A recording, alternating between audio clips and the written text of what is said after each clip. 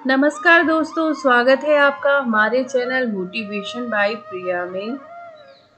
आपके जीवन में बहुत कुछ करने की प्रेरणा देती है मोटिवेशनल स्टोरीज।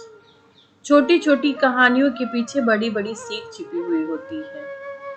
ऐसी ही सीख आज की कहानी की है जो आपकी सोच को बदल देगी। कहानी शुरू करने से पहले अभी तक आपने अगर हमारे चैनल को सब्सक्राइब नहीं किया है तो सब्सक्राइब कर दें, साथ ही बेल आइकन भी प्रेस कर दें। मैं ऐसी ही कहानियाँ, कथाएं और कविताएं आप लोगों के लिए लेके आती रहती हूँ। तो आज की कहानी शुरू करते हैं। एक डॉक्टर जल्दी जल्दी अस्पताल में एक आवश्यक ऑपरेशन के लिए आता है। उसने अपने कपड़े बदले और तुरंत ऑपरेशन ब्लॉक में चला गया। उसने देखा कि लड़के के पिता हॉल में चक्कर लगा रहे हैं। डॉक्टर को देखते ही लड़के के पिता भड़क गए और डॉक्टर से बोले, आपने आने में इतनी देर क्यों लगा दी?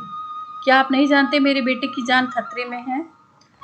आपको आपकी जिम्मेदारी का एहसास है या नहीं? डॉक्टर ने मुस्कुराया और फिर बोला, माफ कीजिएगा, मैं अस्पताल में नहीं था, लेकिन जितना जल्दी हो सका मैंने आने की कोशिश की। मैं चाहूंगा कि अब आप शांत हो जाइए ताकि मैं अपना काम कर सकूं। लड़के के पिता कहते हैं कि मैं शांत हो जाऊं? अगर ये तुम्हारा बेटा होता तो क्या तुम आज शांत होते?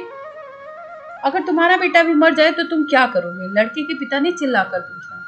डॉक्टर फिर मुस्कुराए और बोले, मैं वही करूंगा जो गीता में लिखा हुआ है, हम मिट्टी से आते हैं और मिट्टी को लौट जाते हैं। आप जाइए और अपने बेटे के लिए प्रार्थना कीजिए।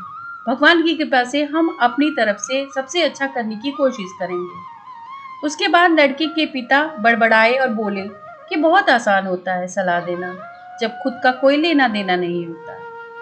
कुछ घंटों के ऑपरेशन के बाद डॉक्टर खुश हुआ और ऑपरेशन थिएटर से बाहर निकला और बोले कि शुक्र है आपका बेटा बच गया। और फिर बिना पिता के कुछ कहने के इंतजार के डॉक्टर वहां से चले गए।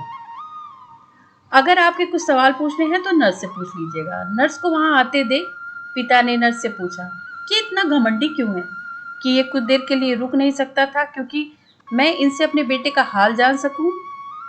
नर्स ने उनको बताया कि कल इनके बेटे का एक रोड एक्सीडेंट में निधन हो गया और वो उसे दफनाने गए हुए थे। जब हमने आपके बेटे के ऑपरेशन के लिए उन्हें फ़ोन करके बुलाया, तब वो आपके बेटे का ऑपरेशन करने के लिए वहां से निकल आए।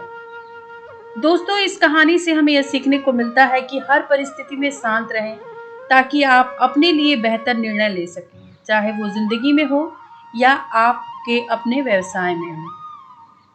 उम्मीद है दोस्तों आपको हमारी ये छोटी सी कहानी पसंद आई होगी, आपके लिए प्रेरणादायी होगी।